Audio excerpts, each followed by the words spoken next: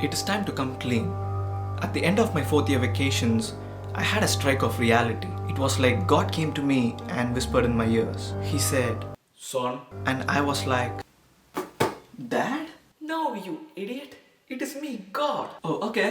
What's up, my G?" And he was like, "This is your time, mate." And the things that happened after that were miracles to say nonetheless.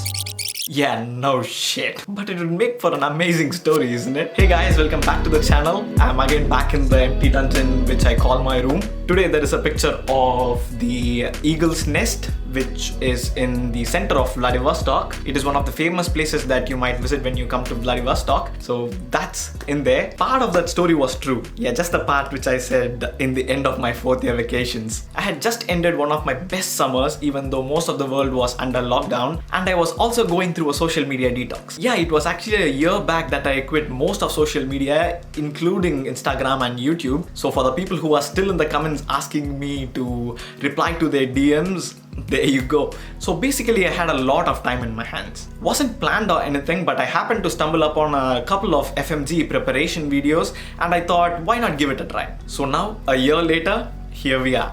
Right where you started. Nah, you idiot. I meant with a year of experience on how to start preparing for FMGE/next exams. So, if you're new to this channel, I'm Mohit Perumal. I'm a final year medical student here in the Far Eastern Federal University, and let's get started.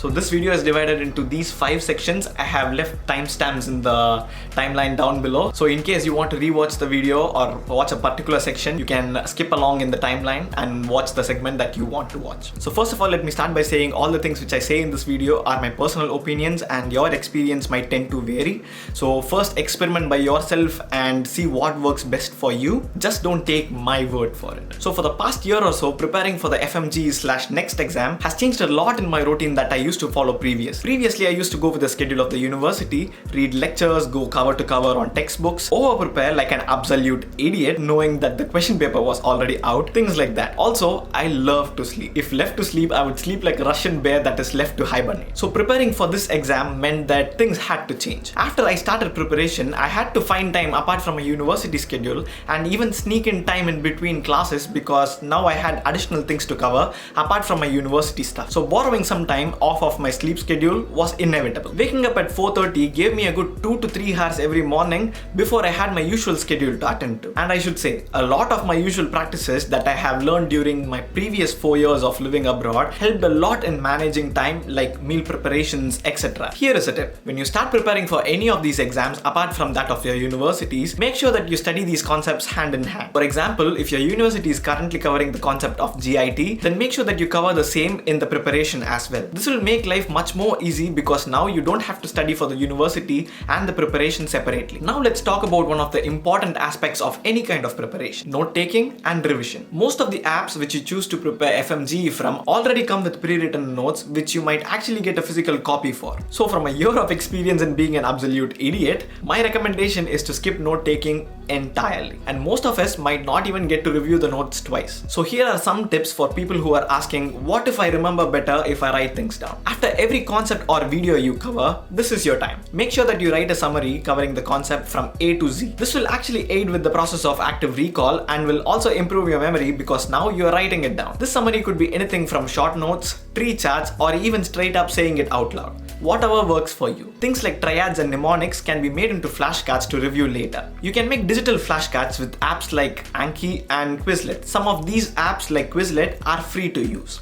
I have personally tried Quizlet and it is actually pretty simple and easy to use. There are actually flashcards available for each and every subject, sometimes even from the same author or publication. Books like Rangendale's, Robinson Cotton's that we use for pathology, and Gray's Anatomy for obviously anatomy are available both in physical as well as digital copies. These flashcards are really helpful just to go through during times like transiting in and out of your university, or if you're like me, you can just go through them when you're lying in your bed or even when you're brushing your teeth in the morning. MCQs MCQs and question banks, on the other hand, are really useful ways to know where you stand in your preparation. They also reflect where you are going wrong. Include as much time solving MCQs as you would in revising concepts. Now let's talk about additional resources apart from these apps. You can find notes for almost every subject online. These will actually save you a lot of time that you might actually spend in writing these notes. Telegram is actually an amazing source for a lot of resources, from free books to videos. It doesn't have to be just Next or FMGE. Telegram offers you everything from USMLE to PLAB. I personally use Telegram to access groups that actively conduct quizzes in the form of MCQs every single day. A lot of professors who teach in these apps also have their own Telegram channel in which they conduct their own quizzes